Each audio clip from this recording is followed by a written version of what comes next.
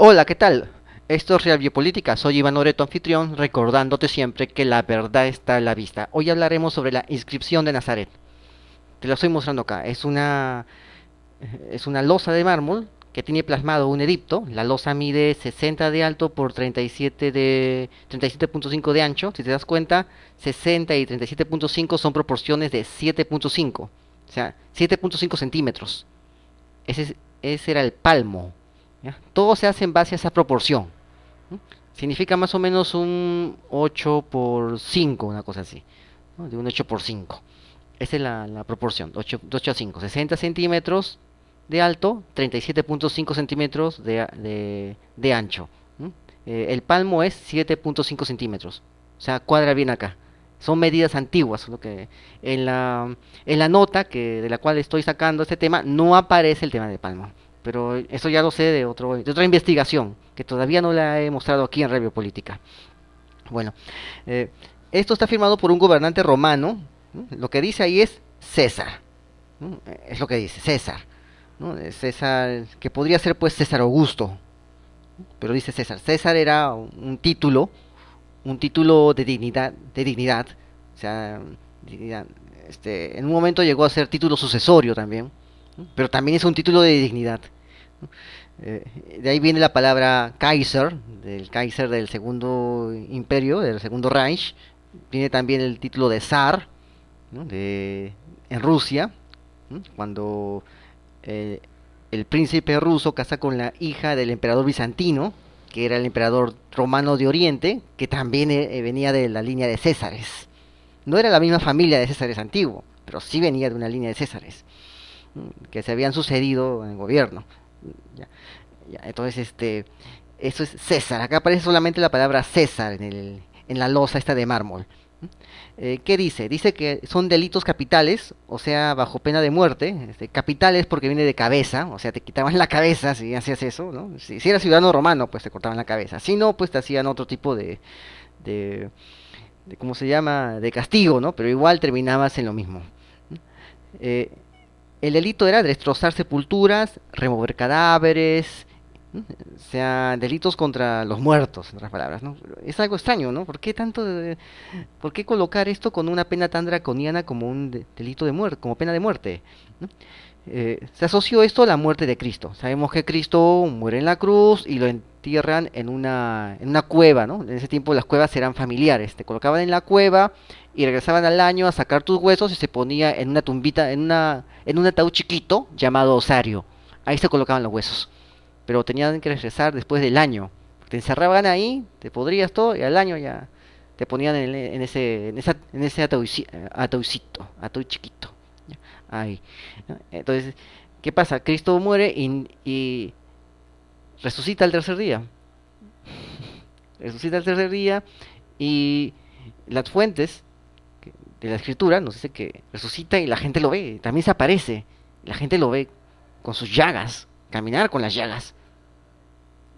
O sea, es algo increíble, ¿no? Él venció a la muerte. Él no desafió a la muerte, él lo vence. Que es diferente, ¿no? Acá nosotros vamos a deportes de riesgo, de aventura, ¿no? Queremos sentir la adrenalina, ¿no? Queremos desafiar a la muerte, ¿no? Bueno, Cristo venció la muerte, él no desafió, él la venció simplemente, ¿no? O sea, imagínate eso, ¿no? Entonces, él hace eso y después aparecen los argumentos diciendo que en verdad no resucitó, pero eso fue mucho tiempo después, diciendo que verdad, inventando un montón de cosas, de que habían pagado soldados, de que había pasado, que verdad no era él, era un doble, ¿no? O sea, un montón de disparates, ¿no? Pero todo para decir que no ha resucitado, ¿no? Muchos de estos psicofantes que hablan de la no resurrección de Cristo son justamente lo que queda de la élite sacerdotal, de la élite política de Jerusalén, que antes vivía del pare de sufrir. Eh, la poza milagrosa, el barro sanador, ¿no? Tenías que entrar ahí, tenías que pagar tu cuota, ¿no? Tu entrada tenías que pagar, en la boletería estaba un encargado de los sumos sacerdotes y de ahí sacaban su plata para vivir de lo lindo, porque vivían de lo lindo, ya se encontraron los condominios de esta élite que justamente estaba atrás del poblado de Jesús. Era un condominio, así como la Molina Villa María, que hay un murito y atrás están viviendo con piscina y todo, y al otro lado, ¿no? Así era, ya lo encontraron. Eso todavía no lo he hablado acá en Radio Política, ¿no? Pero sí lo han encontrado, justamente la mansión, ¿no? El DEPA, ¿no? El DEPA de Caifás, el DEPA de Anás, toda esa gente han encontrado atrás del pueblito de Nazaret, donde estaban los obreros, los empleados, los carpinteros. ¿No? Igual que ahora, ¿no? Ahora tenemos, por ejemplo, cineguillas, sitios pitucos, donde la gente pobre o la gente obrera que está al costado, en las casitas del costado, van a esos sitios pitucos con sus herramientas a dar mantenimiento a las casas. Ya, era lo mismo. Y uno de estos obreros era José. Y quién sabe, quizás también lo fue Jesús, que aprendió el oficio de José. Y que conocía a esa gente. Por eso la familiaridad que tú ves en el Nuevo Testamento. Bueno, bueno, pero prosiguiendo, ¿no? Entonces Jesús agarra y sana a alguien frente a la poza milagrosa, frente al barro de los deseos y todo eso, ¿no? Frente a eso, frente al boletero, Jesús te sana a alguien. Y te hace ver que esos Caifás, Anás, que toda esa élite son unos vividores que se aprovechan de la ignorancia del pueblo, haciéndole creer que van a sanar si le pagas si le pagas un boleto para entrar a ese lugar que según ellos es milagroso. Y si no te sanas es que no tuviste fe y tienes que otra vez que sacar más dinero, ahorrar más platita para pagarle su boleto, ¿no? Su boleto que, ¿verdad? En ese tiempo pues valía algo de plata, ¿no? Valía plata. Entonces de ahí sacaban para vivir. ¿No? El Viejo Testamento es bien claro, ¿no? Eso no es una contribución, no es un impuesto. En el Viejo Testamento en el libro de Reyes hay 3 impuestos y ninguno de ellos es el pozo milagroso o el barro medicinal. Ninguno de ellos. Así que todo esto era una jugadita de un par de vivitos, un par de vivazos, de vivarachos, que se hacían hacer creer como élites total y sacaban plata. Así, Jesús viene y les arruina el negocio, porque les hace ver que ellos eran unos embaucadores. Por eso le tenían odio a Jesús, porque les tocó el bolsillo, ¿no? Y muchos judíos que vienen después también le tienen odio a Jesús. Y muchos judíos actuales también le tienen odio a Jesús, ¿no? O sea, el odio se ha trasladado de modo generacional, ¿no? También hay judíos que ya están reconociendo que en verdad Jesús tuvo la razón. ¿Por qué? Porque tuvo la razón. Pues qué evidente, es que evidente, ¿no? Entonces, ¿qué pasa? Pasa que había esta losa que decía que estaba prohibido sacar muertos de las tumbas o adulterar las tumbas o alterar las tumbas o destrozarlas, hacer daño en las tumbas, en los cuerpos, extraerlos, ¿no? Bajo pena capital, o sea, bajo pena de muerte. Y es la época justamente, aproximadamente la época donde también estuvo Jesús. Más o menos esa época es, ¿no? Entonces asociaron esa inscripción con la muerte de Cristo. La pregunta es esta, ¿no? Claro que resucitó. Claro que hasta ahora no encontraron el cuerpo. Claro que Rockefeller pagó a Oliver Stone un documental en National Geographic para decir que había encontrado la tumba de Jesús. Creo que ya lo hemos hablado aquí en Radio Política, que hemos hablado de muchas cosas. Claro que Rockefeller le pagó a Oliver Stone para eso. Y claro que a los años salieron los resultados de las investigaciones diciendo que esa tumba que Oliver Stone decía que era de Jesús, en verdad era una tumba de 150 años después de Jesús. ¿Ok? Es así. Es así, lo siento, ¿no? Así, lo siento, amiguitos, pero es así. Jesús sigue vivo. Ahora bien, ¿qué pasa? Pasa que ellos creían que esa inscripción tenía que ver con la muerte de Cristo, pero en 3 días el emperador pudo haberse enterado y en 3 días pudo haber mandado inscribir ese edicto en mármol. Mm, y es más, no se sabe exactamente por dónde andaba el edicto. No se sabe exactamente, simplemente es un objeto que se le entregó a un curador de un museo que le gustaba recolectar estas cosas, ¿no?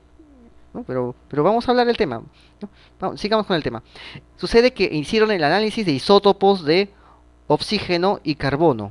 Identificaron que ¿m? que el mármol era de la isla griega de Kos. Kos está a 45, es una isla de 45 por 11 kilómetros. ¿No? Saca tu cuenta, 45 kilómetros por 11 kilómetros. Está en el Egeo, en el mar Egeo, ¿no? Entonces la firma química de ese mármol es de esa isla de Kos. Es el mármol blanco, de una pequeña cantera que han encontrado en Kos, justamente ese mismo mármol. en la costa de Turquía, ahí en el Egeo. Entonces, la letra de la inscripción sugerían que se habían escrito entre los siglos uno y -1. ¿No? En la mitad de esos dos siglos es la vida de Jesús. En la mitad de esos dos siglos, ¿sí? Transcurre el ministerio, la vida de Jesús. Entonces, hay una teoría que dice que el edicto fue en respuesta no al tema de Jesús, sino al tema de un personaje político, como lo fue el tirano Nikias de Kos, que muere aproximadamente en el 20 a.C. Sus monedas comienzan a circular después del 50 a.C., ¿no? Justamente hemos empezado esto mostrándote la estela esta, la inscripción de Nazaret, ¿no? Para que veas los escritos en modo romano, cómo está escrito, de modo ahí está, son letras romanas algunas, sí, sí, acá hay un sigma también, hay griego, ¿no? O sea, algunos te parecen N, ¿no? N, H, ¿no? O sea, parece letra romana, perdón, ¿no? O sea, esto es griego, ahí está el sigma, después de la I, ¿no? Ahí aparece varios, ¿no? O sea, lo normal era que había inscripciones en varios idiomas, sobre todo en la zona oriental se ponía en griego y en romano, era lo normal, ¿no? Entonces aquí te estoy mostrando la estela, ¿no? Te he mostrado dos fotos de la estela, ¿no? Aquí, ¿no? Ahora te voy a mostrar la foto de la figurita del señor, ¿cómo se llama ese señor? Acá está, Nikias de Kos, ¿m? Nikias de Kos, ¿no? Ahí está, ese es la moneda que circula de Nikias de Kos, ¿no? Era un gobernante pues de la isla de Kos, eh, le decían un tirano, o sea, un tirano era alguien que no tenía legitimidad para ejercer el cargo. Eso es un tirano. En ese tiempo, en el tiempo de la Edad Antigua y en el tiempo también de la Edad Media, tirano se le decía al que no tenía legitimidad para elegir el cargo. En España, Mauregato aparece como una especie de tirano, creo, ¿sí? O uno que estaba en esa época de Mauregato, un tirano en España, ¿no? Porque no decían que no tenía esa legitimidad, o sea, no se le podía tomar como rey. ¿Sí? Es así. Bueno, en estos tiempos antiguos, también, que son mucho más antiguos que Mauregato en España, también se decía eso, ese era un tirano. Entonces la descripción de Nazaret, pues que pensaban que estaban relacionados con Jesús, pues en verdad pudo haber estado relacionado con este tirano, ¿no? Con este tirano, vamos a ver, acá lo puedes ver, es un joven con cabello bastante rizado, la frente ancha, la nariz aguileña, algo de pelo escaso en la barbilla y una expresión seria transmitida por sus ojos y la línea descendente de sus labios. Ahí lo puedes ver. El estilo de las monedas, pues parece una influencia de también las monedas de Augusto, ¿no? O sea, todos querían usar ese estilo como un estándar. Eh, ahora bien, ahora bien, ¿de qué viene esto? Viene de un poema. O sea, se basan en un poema griego, que narra cómo los ciudadanos de esta zona, llenos de cólera, abrieron la tumba de este tirano, sacaron su cadáver, después de una gran convulsión, porque en ese tiempo había una convulsión por la guerra civil que se dio, que es la guerra civil que coloca a Augusto como princeps, o sea, lo que decimos ahora emperador, ¿no? Porque en verdad él era un princeps, o sea, el principal, el primero, ¿no?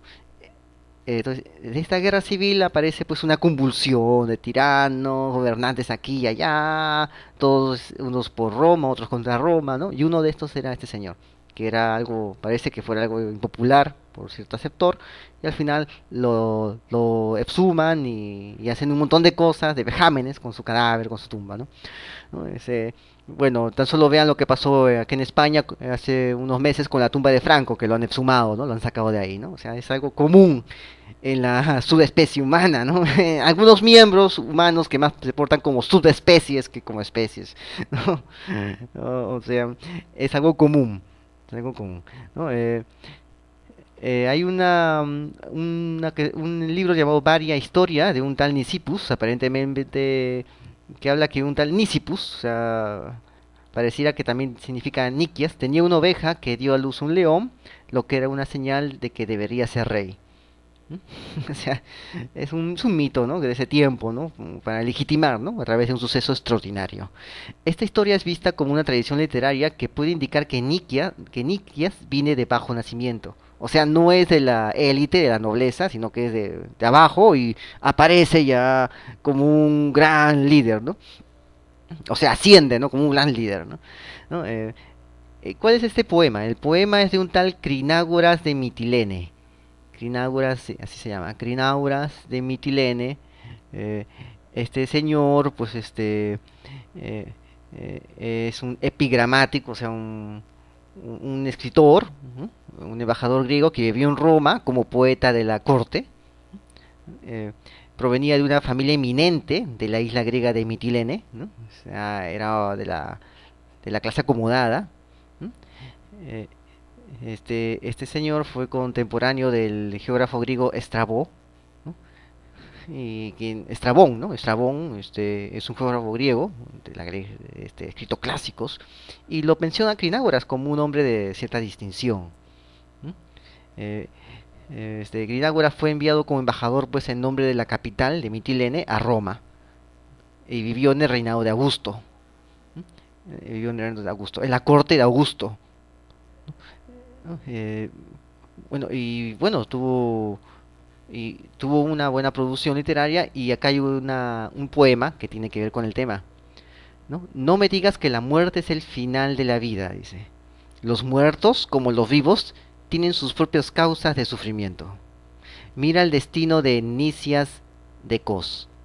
Se había ido a descansar a Hades y ahora su cadáver ha vuelto a la luz del día.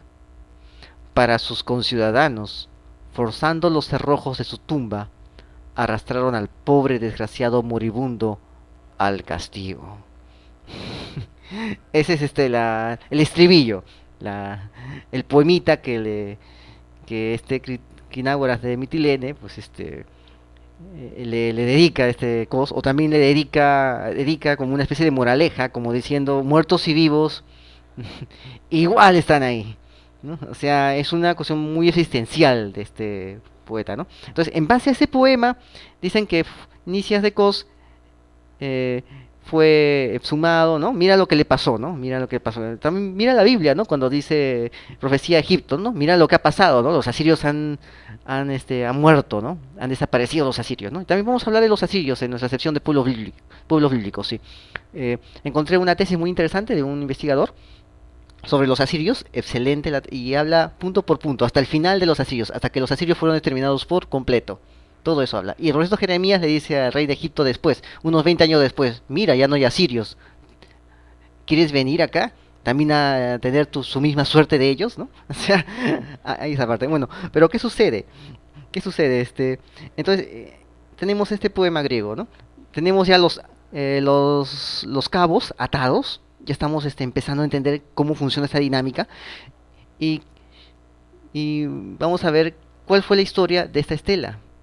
Sucede que en 1868 un tal Fröner, un curador del Museo del Louvre, que era coleccionista alemán, lo adquiere para su archivo privado y anota como una especie de leyenda de esta inscripción, de esta losa, anota lo siguiente: enviado desde Nazaret. O sea, alguien le ha dicho, eso es de Nazaret, así que págame más. En 1930 muere Frogner, este coleccionista, que ya era ex curador del Museo del Louvre, y el arqueólogo Cumón propone que está relacionado con la muerte y entierro de Jesús. Y allí empieza a correr todo el rumor hasta ahora, ¿no? Ya lo hemos visto con el tema del Minotauro y con el tema del laberinto, cómo empieza a correr todo el rumor, ¿no? De un momento a otro, ¿no? Y comienza a adquirir cierto matiz, comienza a redefinirse según la circunstancia política. Es así. Ya lo hemos visto antes con el tema del Minotauro, con el laberinto de Creta, ¿no? Que hemos hablado según las fuentes. ¿No? Bueno, algo parecido ha sucedido también con este tipo de estela, ¿no? Comienza a correr todo el rumor, ¿no? Es así. Bueno, sucede que muchos de los artefactos, de las piezas arqueológicas que tienen en Europa, algunos, quizás también sean muchos, como estoy explicando, están adulterados o están alterados. Digamos que para que se vea bien, para que el coleccionista lo compre, porque una de esas piezas que vemos valen bastante, valen como $6,000, así. Por eso hay guaqueros, por eso se arriesgan pero muchos de ellos alteran las piezas, digamos que lo pintan. Algunos no están bien, están algo desteñidos, lo pintan y se lo venden al coleccionista extranjero, ¿no? Por lo general diplomáticos. Se lo venden y listo. Y va y después aparece en una colección de museo. Se regresa a su país, ¿no?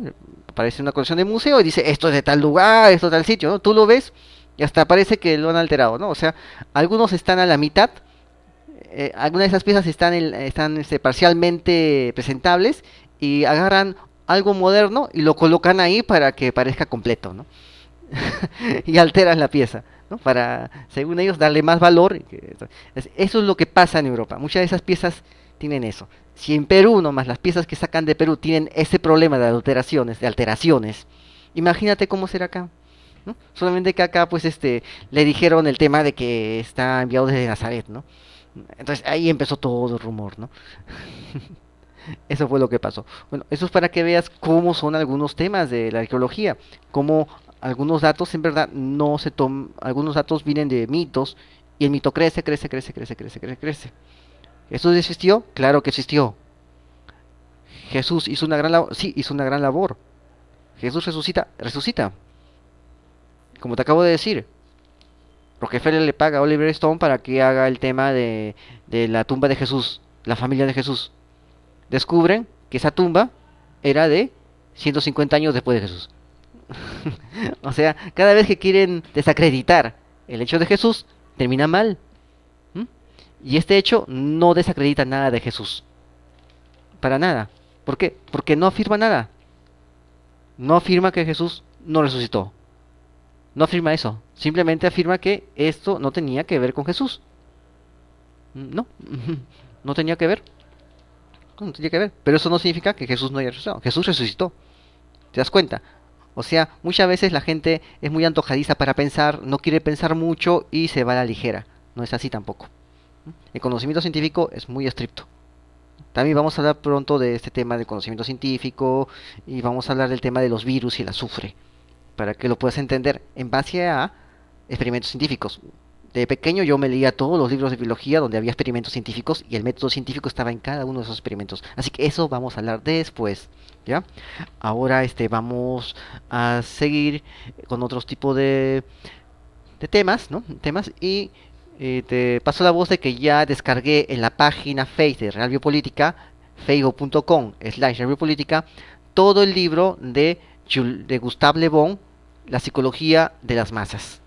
Es excelente. Tú lo escuchas, puedes escuchar un audiolibro, lo escuchas y te vas a dar cuenta que están aplicando eso actualmente acá para manipular a la gente. Pizcarra, todos sus rojetes, está manipulando a la gente con eso. Lo está mezclando con los nuevos conocimientos de neurociencia.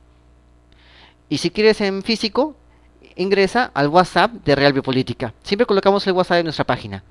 Ahí en ese WhatsApp he descargado el libro para que también lo puedas descargar de tu WhatsApp y lo puedas leer. Lo imprimes en tu casa, lo imprimes en tu oficina y en el transcurso del camino te pones a leerlo. Bueno, eso es todo. Esto es Real Biopolítica. Soy Iván Noreto, anfitrión. Y recuerda, la verdad está a la vista. Saludos.